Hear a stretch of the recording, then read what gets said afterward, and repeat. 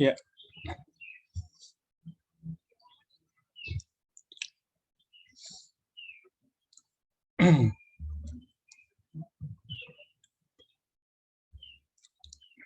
Ya, apa kedengaran? Kedengaran, Kak. Share screen bagaimana? Udah bisa kelihatan? Tidak. Oke. Jadi teman-teman, sebagaimana ya, ini Paulus menjadikan tanda perbudakan itu sebagai tanda-tanda dari orang yang disalibkan. Dan itu mengajarkan tanda, menjelaskan kepada kita sebagai satu tanda kepemilikan. Jadi seorang tuan yang punya budak, dia punya tanda kepada budaknya ya. Dan siapapun yang mengganggunya, ya ini tuan akan tentu melindungi melindungi budaknya. Nah, demikianlah kita yang memiliki tanda salib Kristus ya. Kita yang memiliki tanda salib Kristus akan dilindungi oleh Tuhan kita ya.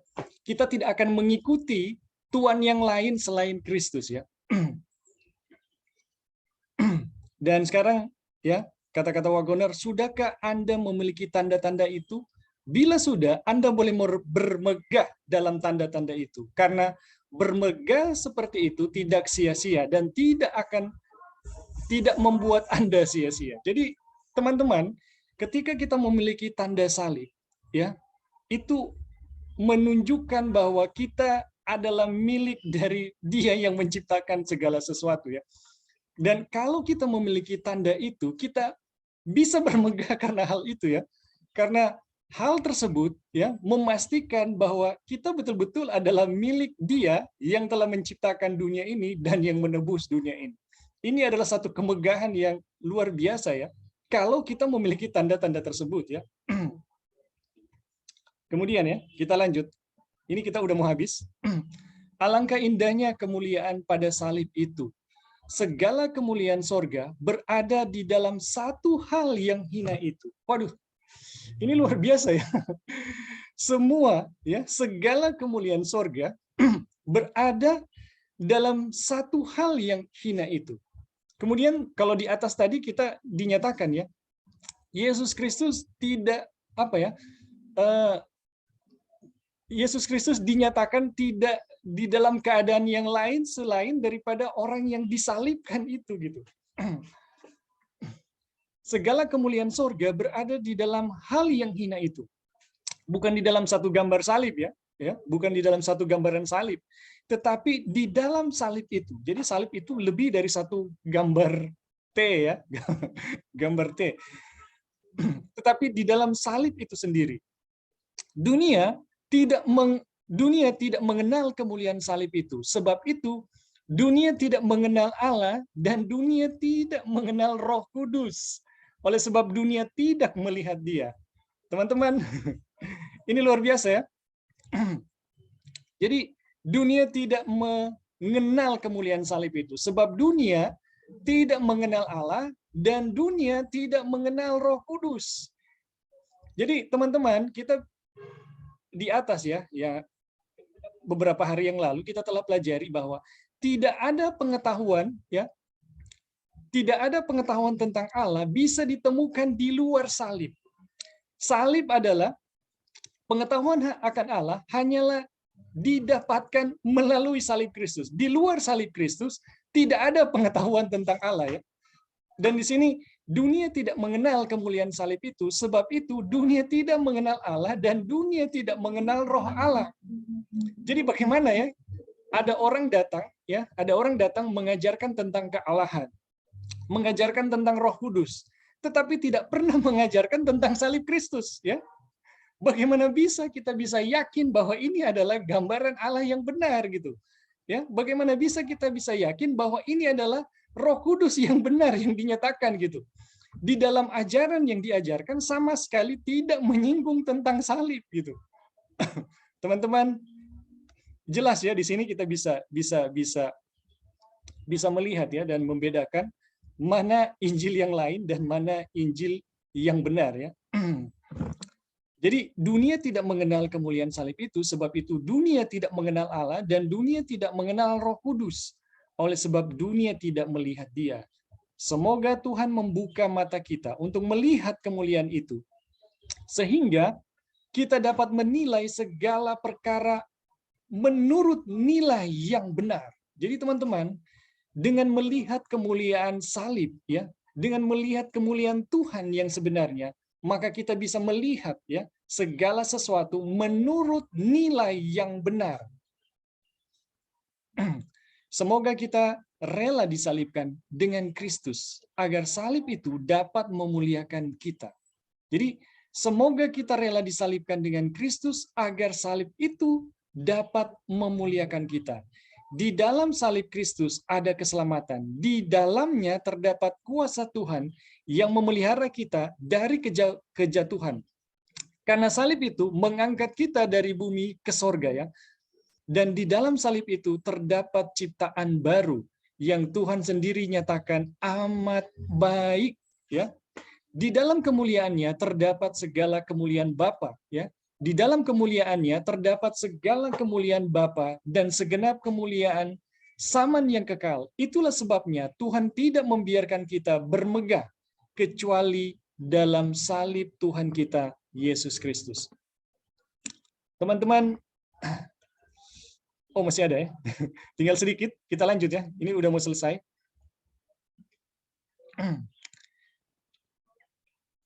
Kristus yang olehnya dunia disalibkan bagi kita dan kita bagi dunia. Pada salib Kristus aku bermegah, menjulang di atas puing-puing waktu. Wah ini luar biasa ya. Salib Kristus aku bermegah, menjulang di atas puing-puing waktu. Karena memang salib itu melintasi ruang dan waktu ya. Segenap terang kisah yang kudus terhimpun sekeliling salib yang agung itu. Itu sebabnya karena aku yang hampa dan hilang telah diampuni melalui nama dan firman-Nya, dijauhkan kiranya aku dari kemegahan diri kecuali dalam salib Kristus Tuhanku. Kemanapun aku pergi, aku akan berbicara tentang salib itu. Ya, tentang salib itu. Jiwaku tidak akan memuliakan lagi yang lain selain salib itu. Waduh, ini luar biasa.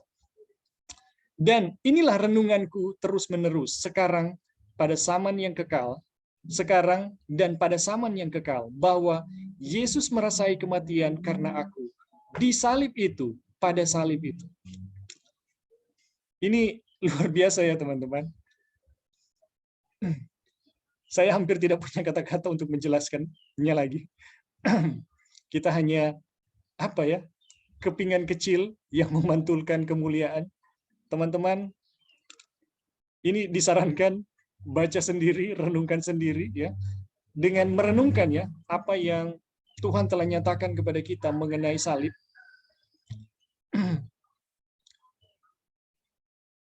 Ya, saya sangat yakin ya bahwa apa yang dinyatakan Wagoner tadi, turunlah kiranya rahmat Tuhan dan kemuliaan atas Israel miliknya. Jadi teman-teman, di dalam salib ini kita dijadikan baru, kita diciptakan baru ya. Di dalam salib ini kita dikembalikan kepada keadaan sebagaimana yang Tuhan rencanakan ya pada mulanya. Jadi melalui salib ya, satu-satunya kita bisa menemukan ya satu-satunya jalan untuk kembali kepada keadaan di mana Tuhan telah rencanakan kepada kita. Tidak ada jalan yang lain, tidak ada jalan yang lain. Dan ketika Tuhan memulihkan kita, ketika Tuhan memulihkan kita ya, ketika Tuhan membawa kita kembali, itu betul-betul sungguh amat baik ya. Ketika Tuhan menciptakan kita kembali, baru kembali, itu Tuhan menyatakan sungguh amat baik. Bahkan pada beberapa waktu yang lalu ya kita mengatakan kalau Tuhan menebus kita, kalau Tuhan mengampuni kita, bekas memorinya pun hilang gitu ya, tidak ada bekas gitu. Dan sampai di titik di mana dosa tidak lagi terlintas dalam pikiran kita ya, kita bisa mengatakan firman Tuhan bahwa sungguh amat baik. Jadi teman-teman, ada standar yang tinggi, namun ada juga kuasa yang sangat besar yang Tuhan nyatakan untuk membawa kita kembali, ya, membawa kita kembali kepada keadaan di mana Tuhan telah rencanakan. Dan ini merupakan satu tema dari Kejadian sampai Wahyu, ya, Roh Nubuat, Alfa dan Omega.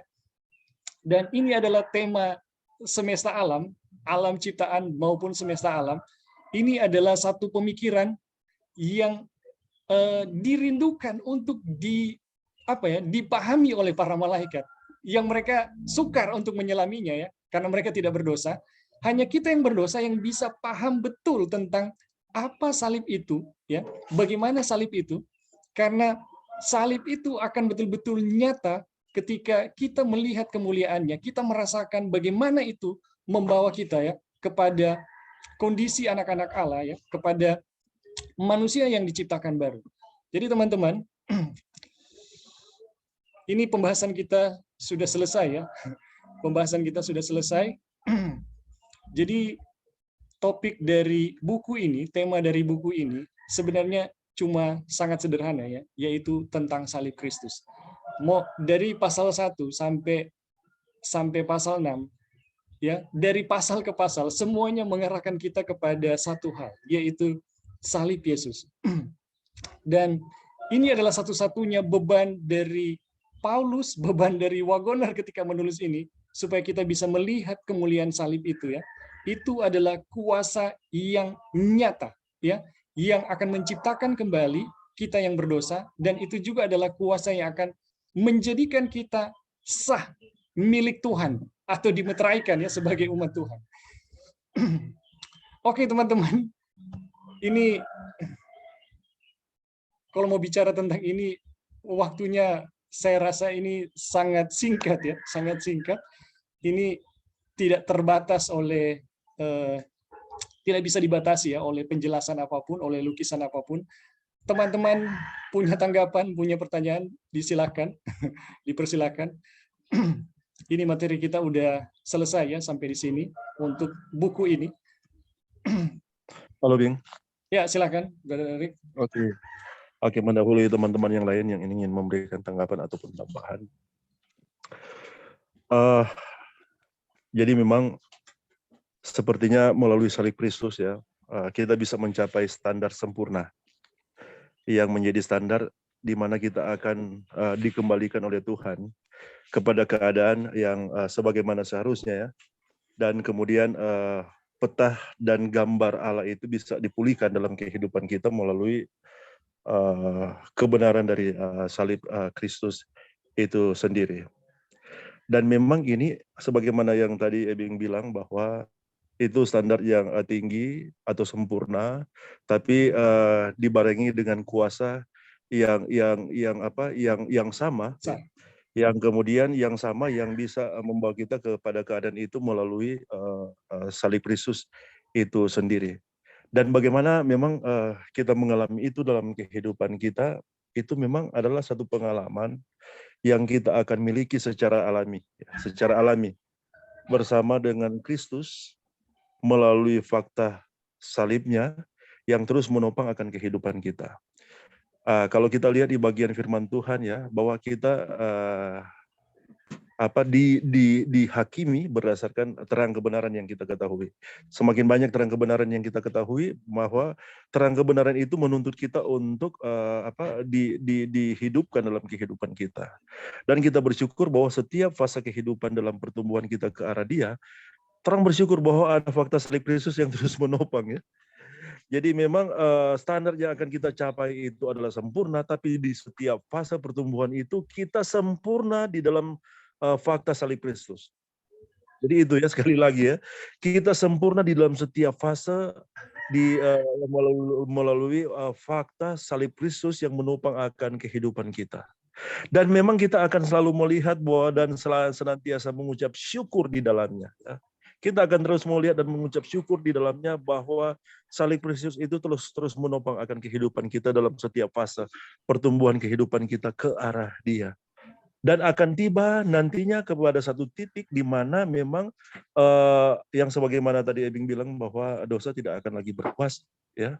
Dan memang Kalau orang dulu mungkin ibarat ya orang melihat dosa itu seperti menggunakan mikroskop ya, dengan kemampuan yang berbeda ya, sesuai dengan kategori dari mikroskop itu sendiri. Jadi semakin kuat melihat, semakin dalam dan luar biasa dosa itu akan semakin nyata keadaannya sebagai dosa. Mungkin kalau dulu kita tidak merasa berdosa kalau kita kita mungkin cuek ya, begitu cuek mungkin dengan orang lain. Ini mungkin salah satu contoh saja ya. Tapi ketika kepekaan di dalam Kristus itu semakin peka, maka kita akan digunakan dalam tanda kutip ya oleh Tuhan ya, melalui fakta kebenaran itu, pada akhirnya kita akan digenapi dengan tuntutan kebenaran dan kita akan memuliakan Dia ya dalam situasi itu ya. Dan kita akan terus menguatkan ya orang-orang yang ada di sekitar kita. Dan memang ini berat, ini satu beban yang berat karena berhubungan dengan realitas kita sebagai manusia yang berdosa ya, di dalam dosa. Tapi sekali lagi bersyukur bahwa standar kebenaran yang Tuhan berikan itu dibarengi dengan kuasa yang sama ya, melalui fakta salib Kristus itu yang akan dipenuhi ya di dalam kehidupan kita. Kemudian selanjutnya, jadi ketika kita memiliki topangan melalui fakta salib Kristus itu, kita akan memiliki manifestasi kehidupan yang senantiasa akan berada di keadaan di mana kita akan memuliakan Dia. Tadi bagian yang dijelaskan bahwa kita disalibkan bersama-sama dengan Kristus. Ini ada satu statement kita pikir itu ini bukan sesuatu yang akan menjelaskan atau mungkin enggak. Kita cuma berpikir bahwa ketika kita disalibkan bersama-sama dengan Kristus, maka kemuliaan diri kita disalibkan untuk memuliakan Tuhan ya. Kemuliaan diri kita disalibkan untuk memuliakan Tuhan. Dan ketika ini terjadi, maka tanda salib Kristus itu akan nyata di dalam kehidupan kita. Ya, ketika kita disalibkan bersama-sama dengan Kristus, kemuliaan diri kita disalibkan dan kita memuliakan Tuhan dari dalam kehidupan kita. Nah, bagaimana kita memuliakan Tuhan adalah melalui fakta kebenaran yang Dia hidupkan dari dalam kehidupan kita. Kita sudah akan berpikir lagi, aduh Tuhan bagaimana ini Tuhan, kita mau menghasilkan buah roh, Tuhan kita mau mengasihi, Tuhan kita mau mengampuni, Tuhan kita mau berhenti untuk berdosa. Tapi yakinlah ya bahwa di dalam fakta kebenaran itu akan jadi secara alamiah dalam kehidupan kita, tanpa kita berpikir bagaimana cara kita melakukan, tapi hanya membiarkan Tuhan melakukan di dalam kehidupan kita melalui fakta kebenaran itu sendiri. Jadi itu ya yang akan jadi, dan kita akan memiliki kehidupan yang begitu berkelimpahan. Begitu berkelimpahan melalui fakta kebenaran dari fakta salib itu sendiri yang terus menopang akan kehidupan kita. Dan memang Tuhan akan menjadi pribadi anak Tuhan, pribadi umat Tuhan yang berbeda. Itu yang akan terjadi. Itu memang berbeda. Tuhan akan lihat DP tampilan memang tanda-tanda salib Kristus itu nyata diwujudkan di dalam kehidupannya. Karena itulah yang akan terjadi ya, itu yang akan terjadi. Pribadi yang berbeda dari seorang anak Tuhan, umat Tuhan, yang akan terjadi ketika dia menyadari dan mengakui bahwa kehidupannya itu ditopangnya oleh fakta salib Kristus dan menjadikan fakta salib Kristus itu sebagai patokan. Oke, Bung, itu mungkin yang bisa ditambahkan. Terima kasih. Ya, terima kasih Brother Eric untuk tambahannya. Ada teman-teman yang lain yang mau kasih tambahan? Dipersilakan.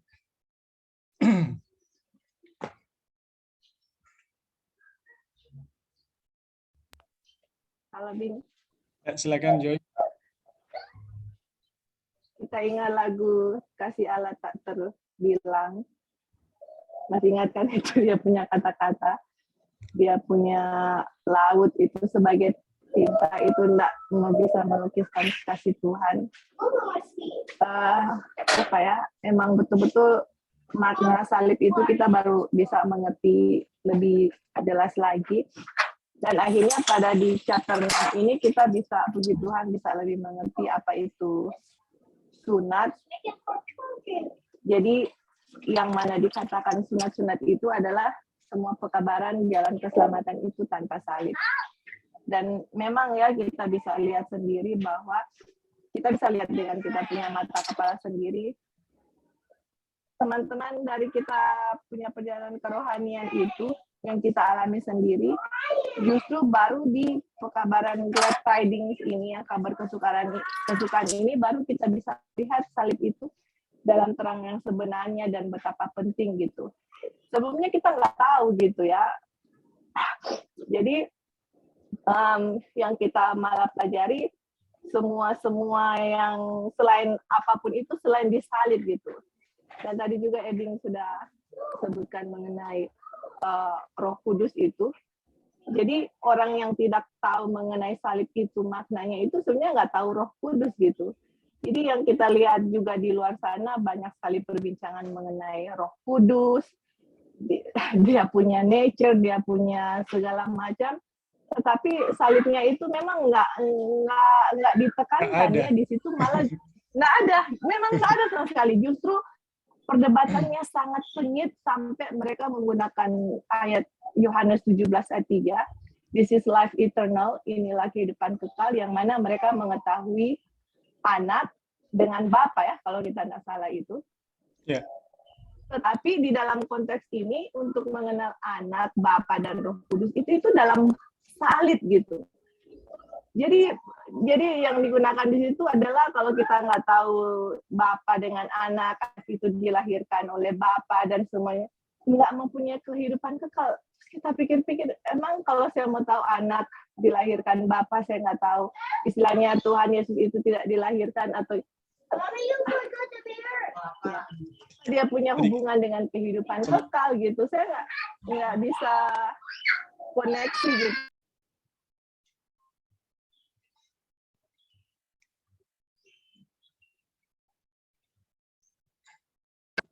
Kita di sana gitu. Ternyata yang dimaksudkan di situ adalah mengenai salib gitu ya, mengenai pekerjaan salib, mengenai pekerjaan Tuhan yang kita harus tahu gitu, karena hanya dengan salib itulah yang kita manusia bisa memperoleh hidup kekal.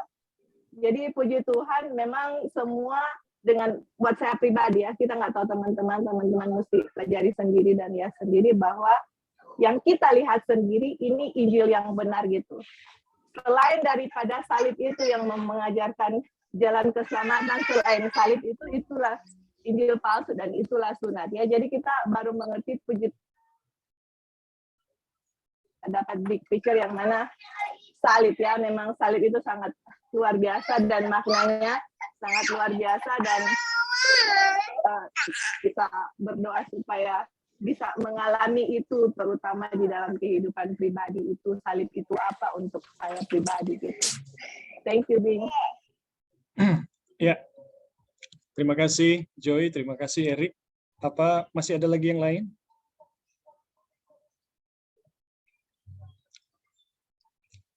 Jadi teman-teman, sekali lagi ya, dalam buku ini kita diarahkan kepada tema sentral Alkitab.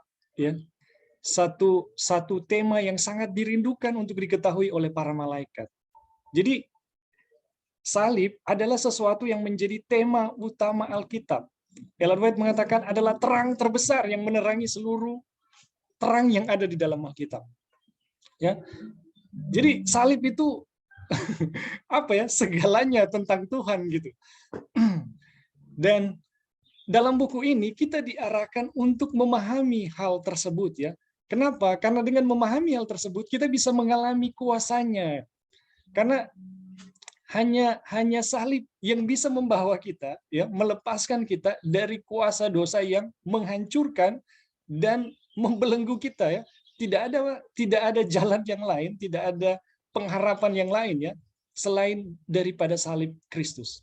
Dan teman-teman perlu ketahui, sejak Eden ya, itu gambaran tentang salib itu dinyatakan begitu jelas, mulai dari persembahan Kain dan Habel ya. Kemudian kita dapati mulai dari Abraham, Yakub dan seterusnya, keluarnya bangsa Israel, pengalaman bangsa Israel di belantara. Semuanya mengajarkan bahwa salib itu adalah satu-satunya jalan ya. Bagaimana duel Elia dengan nabi-nabi palsu ya. Salib itu ditinggikan di situ.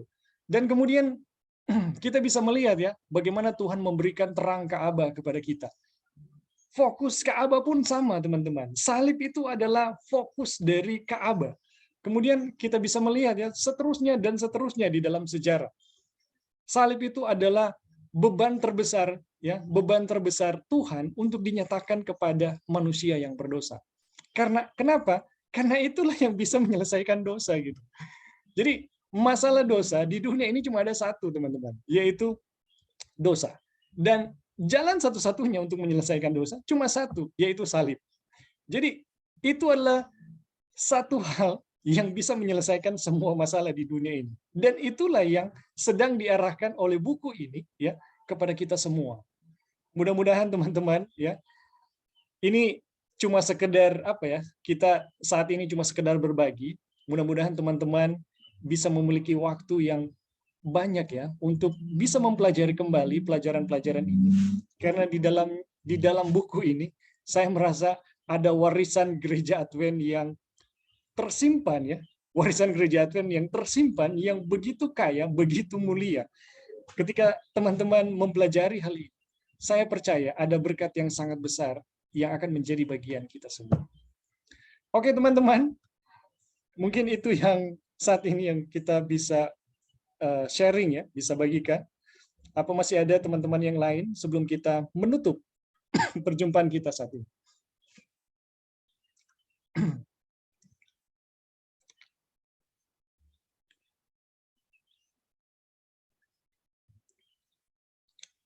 Iya, kalau sudah tidak ada, teman-teman, ini saya minta Brother Eric untuk bisa mendoakan kita saat ini. Brother Eric, apa bisa mendoakan untuk menutup perjumpaan kita?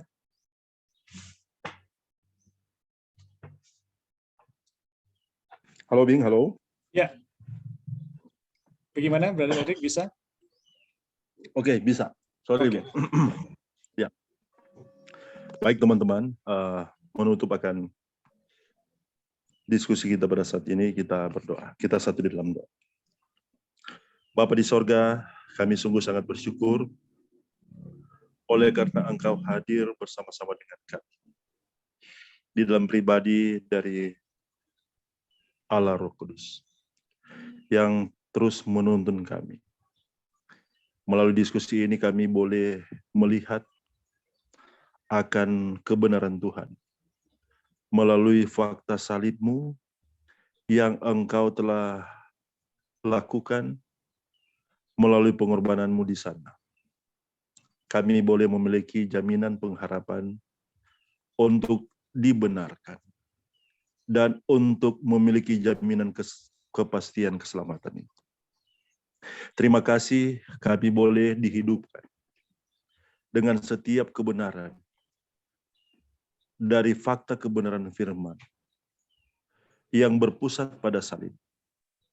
Sehingga segala kehendak-Mu yang Engkau kehendaki dinyatakan, dihidupkan dari dalam kehidupan kami. Itu boleh diwujudkan oleh karena fakta salib terus menopang akan kehidupan kami. Kami terus akan menjadi pribadi anak-anak yang terus bertumbuh dalam kebenaran. Sampai tiba pada titik di mana dosa tidak akan lagi berkuasa di tengah-tengah kehidupan kami.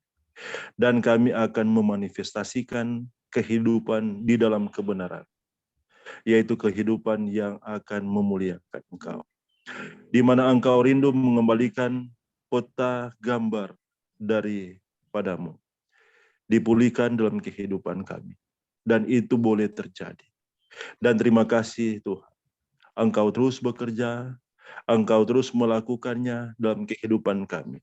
Dan Engkau terus menuntun kami untuk melihat kebenaran dari fakta salib yang terus menopang akan kehidupan kami. Kami terus memasrahkan kehidupan kami pribadi keluarga dalam tangan kasih-Mu. Dan Engkau boleh mempertemukan kami kembali di waktu mendatang. Untuk kami boleh datang kepada Tuhan kembali untuk merenungkan firman Tuhan.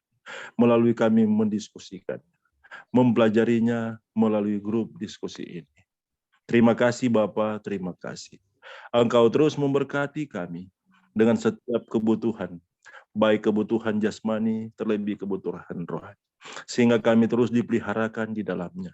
Dan kami terus mengalami, melihat kasih dan kebaikan Tuhan yang terus memeliharakan akan kehidupan kami.